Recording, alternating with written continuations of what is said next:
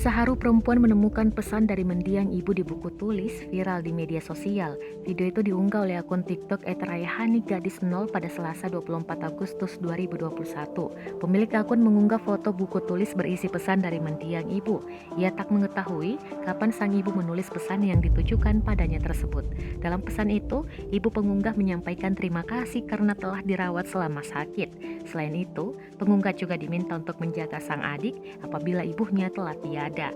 Selanjutnya, pesan di buku tulis itu juga ditujukan kepada adik pengunggah video. Sang ibu meminta anak bungsunya agar tidak nakal dan menurut dengan kakaknya. Kisah itu diunggah oleh gadis 20 tahun asal Tangerang, Banten. Buku tulis berisi pesan dari mendiang ibu itu milik sang adik, Kiki 12 tahun. Ibu gadis meninggal dunia pada 4 Juli 2021 lalu. Sementara itu, dirinya menemukan pesan yang ditulis ibunya pada Selasa, 24 Agustus 2021. Awalnya, gadis ingin meminta sobekan kertas di buku tulis adiknya.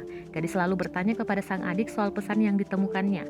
Ternyata Kiki sudah mengetahui soal pesan dari ibu yang ditulis di buku itu. Kiki pun mengaku pada gadis bahwa selalu menangis setiap membaca pesan yang ditulis sang ibu.